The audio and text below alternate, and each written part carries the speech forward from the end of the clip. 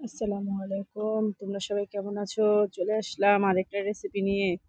দেখতেই পাচ্ছ পিঠা। পিঠা খেতে কার না ভালো লাগে, আর যদি হয় তালের পিঠা, তাহলে তার কোনো কথাই নেই।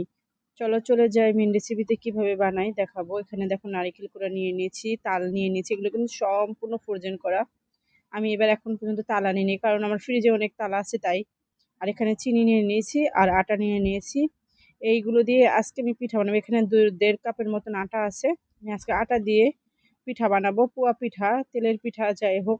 এই পিঠাগুলো কিন্তু খেতে দারুণ লাগে, আমার কাছে কিন্তু অনেক ভালো লাগে। আর কথা বলতে বলতে কিন্তু আমার পরিচয়টা দেওয়াই হয়নি।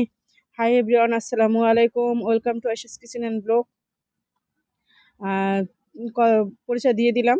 এখন আমি একটা বেটার তৈরি করে নিয়েছি। ভুলবশত আমার ইটা চলে গেছে, কেটে গেছে।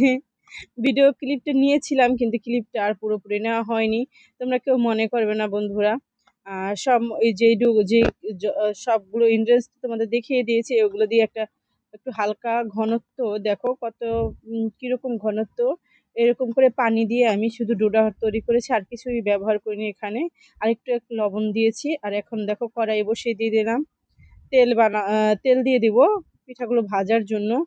এই তালের পিঠা কিন্তু এখন যেহেতু তালের সিজন চলে আসছে, আমরা কিন্তু আমের পিঠা খেয়েছি, কাঁঠালেরটা খেয়েছি, পোয়া পিঠা এখন খাবো। এখন যেহেতু তাল বের হয়েছে, তাই তালের পিঠাটা তোমাদের সাথে একটু শেয়ার করতেছি। তাই তালের পিঠা আজকে চিন্তা করলাম, ঘরে যেহেতু তাল আছে, সব আপুরা বানাচ্ছে, তার আমি পিছিয়ে পড়ে থাকবো কেন, তাই আমিও আজকে একটু তালের পুয়া পিঠা বানিয়ে নিলাম। তালের পুয়া পিঠা খেতে কিন্তু দারুণ হয়, অনেক মজা লাগে। আমার কিন্তু অনেক পছন্দ। আমার ঘরে কেউ খায় না একমাত্র আমি ছাড়া। তাই আমি চিন্তা করলাম যে অল্প কিছু বানাই, আমার জন্যই বানাই। তাই আমি যেহেতু বানাবো, তাহলে তো আমার বন্ধুদের সাথে অবশ্যই সেটা শেয়ার করব। তাই তোমাদের সাথে একটু শেয়ার করে নিলাম যে আমি কি রেসিপিটা তৈরি করলাম। আর মিষ্টি জিনিস খেতে তো আমার অনেক পছন্দ। তোমরা যারা আমার আগের ভিডিওগুলো ছিল তারা তো জানো আমার যে অনেক পছন্দ। পিঠা পিঠা পিঠা পুলি আমার অনেক পছন্দ।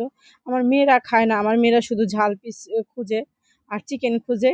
যাই হোক, এটার জন্য চিকেনটাই খাওয়া পড়ে বেশি। তাই আজকে চিন্তা করলাম বাচ্চাদের দিয়েছি নাস্তা করে আলাদা করে, আর আমার জন্য একটু পুয়া পিঠা বানিয়ে নিলাম। সেটাই তোমাদের সাথে একটু শেয়ার করলাম। কথা বলতেছি আর ভাজতেছি, আর গরম গরম পোয়া পিঠা খেতে কিন্তু দারুণ লাগে।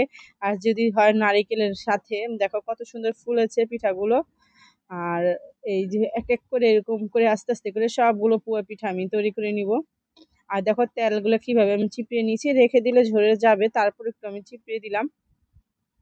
আর যখন খাবো অবশ্যই টিস্যু পেঁচিয়ে রাখবো, না হয় কিন্তু এই তেল খাওয়াটা কিন্তু শরীরের জন্য অনেক ক্ষতি আমাদের।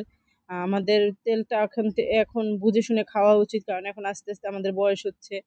আর বয়স কি, জোয়ান কি, বুড়া কি, যেই হোক না কেন, সবারই তেলটা একটু অ্যাভয়েড করে চলা উচিত, কারণ তেল খাওয়াটা স্বাস্থ্যের জন্য অনেক ক্ষতি।